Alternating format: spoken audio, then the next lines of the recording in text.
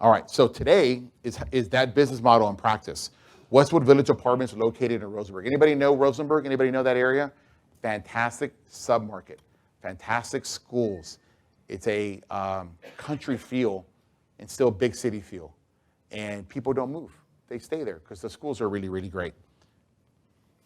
The deal was 272 units, built in 1978. And when we acquired it, it was 92% occupied. And there was an ability to achieve higher rent growth. We paid $20,400,000 for it in 2016. We budgeted a rehab of $600,000. The price per door was $75,000. We raised $6.852 million together. Our all-in price was $22 million. This is what she looks like. She's absolutely gorgeous. She's one of the nicest properties we have in the entire portfolio. There's a lot of thought and planning into this. And you know, the interesting thing to this property is that I didn't do hardly any of the renovation. What did we do? What was our silver bullet? What did our $600,000 in rehab consist of? Again, ACs. You're in Houston, Texas. It's hot. You know, we're supposed to have had a hurricane, and yet it was still 96 degrees today. You know, no hurricane in sight. It's hot, and so your air conditioning better work. We believe that for our apartment complexes. We will have brand new air conditions. We added a soccer and basketball court. We added a huge fountain outside our leasing office, trying to increase the curb appeal. We did pool enhancements. We added a dog park. We updated some appliances, updated landscaping. We did low-flow toilets. You know, when I walk a deal, first thing I do, I ignore everybody and I go straight to the bathroom. And I sit there and I flush the toilet. And I watch it. And I'm counting the seconds. How long it takes for that water to refill. And the longer it takes, the more excited I get. Because they're using old, low efficiency toilets. We're going to go in there, we're going to replace those toilets. And you're thinking, what? Yeah, we're going to replace those toilets where we're going to eliminate the 5 to 6 gallons per flush, and we're going to go to 0.8 gallons of flush. And we're going to save 50% on our water bill. Because every dollar is worth $17. And if I can cut $1,000 off my water bill, I just added $17,000 of valuation. Actually, more than that. If I cut $1,000 times 12, that's 12,000. That number times 17, you get the picture. You've added a couple $100,000, $300,000 of valuation. That's what I do. I'm an operator. I look at I understand the magic formula, and I operate from that. So why do you want to refinance? What is your business? What are you trying to do here when you move the NOI? What is it? Well, when you refinance the investment, you get to do basically, you're getting a new loan, and you're reappraising it, and you're getting a new loan, and you're valuing it out. And the difference between the new value and the old value, you get 75% of that. You pay off your old loan, and you get to keep the difference. That difference you get to keep is tax-free. In this particular deal, we did $4.65 million tax-free for our investors, and they got it in their pocket, not through a government stimulus check, right now. They walked away with a bunch of money 2 weeks ago. They created their own stimulus check because of their choice 4 years ago to invest in this asset. Also, when you refinance, you're actually pulling money off the board. So you have less money in the deal. So you have less risk, but you still own it. So actually your ROI goes up, right? Because you have less money in the deal. You're still getting paid a check. Often when you're refinancing for a lower payment. You refinance at a lower rate. And I'll go into this in a minute, but COVID-19 was the best thing that ever happened to our company. It showed our weaknesses in our business. We made those improvements. I showed you those slides earlier. But we also got a very, very beneficial interest rate on this deal. When you get a new loan, you're also going to get new terms. Typically, we get 5 years interest only when we do a refinance event. We get 5 years interest only when we buy a deal. I don't want to send money to the bank. This isn't a house. This isn't like I don't need to pay the principal off. I just need to grow the NOI because $1 equals $17. And if I grow that NOI, it grows the valuation of the property. I never want to pay my deals off. I never want to. I just want to stay interest only as long as I can because I don't want to send any more than what I have to the lender. The lender is the best partner in the world. Let's think about that, right? Because they'll loan you 75% of the money. They'll ask you to pay 3%, 3.25%. They give you 5 years interest only. All you got to do is make your debt service. But every valuation increase, every income increase, you get to keep. How awesome is that? The bank is not the enemy. The bank is your friend. and you want to protect yourself in COVID, you want to protect yourself in this kind of environment, you get leveraged. You borrow as much as you can and you make money with it. Plus, when you got low interest rates, when you decide to sell, it's not going to stay low forever. It will go back. I have a deal right now that we bought in 2018, we paid 5% on.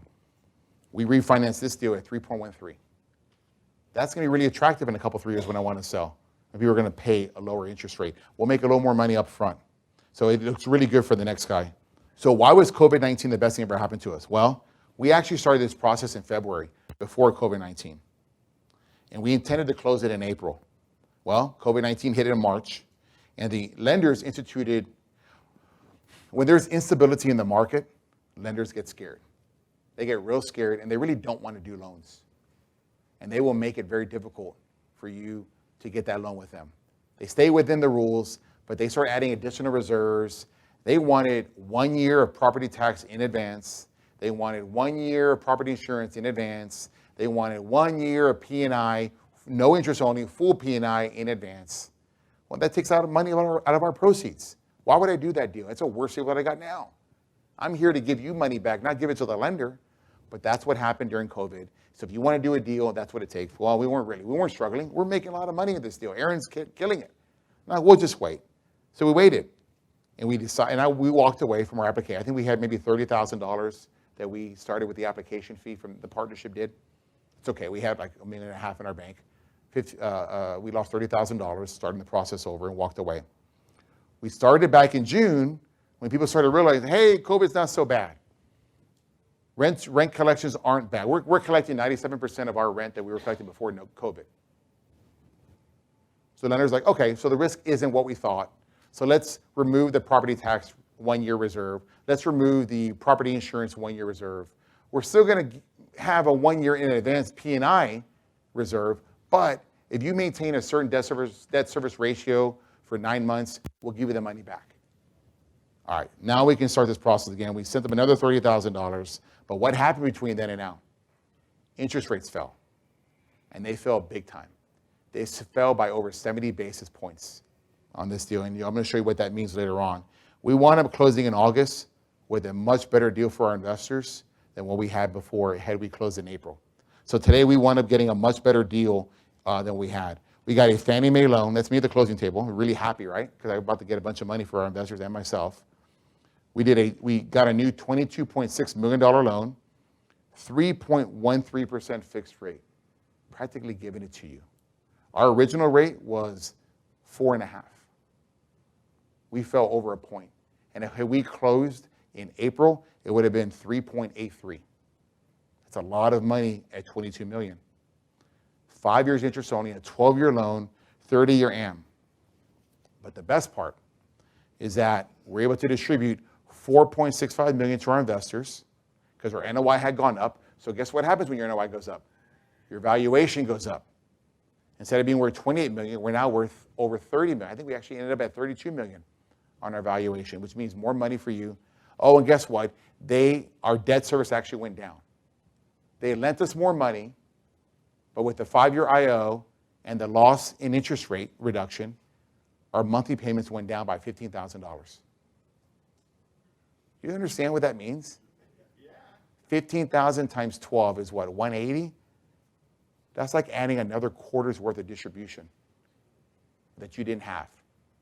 That's like finding a property that has 2 down units, and now you get to bring them up, and you get to charge rent on it. That's what happened. We now make an extra $180,000 a year that we weren't making before, after a refinance, after they loaned us more money. Our total cash on cash return for our investors, gross, was 95% in 4 years. That's because I struggled with the first 2 managers, and I wasn't hitting my pro forma. But I'm not afraid to make a change. I made it real close to home the other day, a few months ago when I brought in Ian. I'm not afraid to remove a property manager, but they're not giving me what I need. When they have all the tools and any reason, because you're looking for the right guy or the right woman to sit in that chair. 95% return for our investors. We also have $1.2 million that they escrowed in P&I that I will get back for our investors in 9 months, which will be another check for them in 9 months, which is the first time that's ever happened. And we increase cash flow. we're still going to make 8 to 10%. Our ROI or your distribution checks don't change, even after a refinance, even after more and more money. It's like the gift that keeps on giving in this deal. And that's why you want to buy multifamily investments.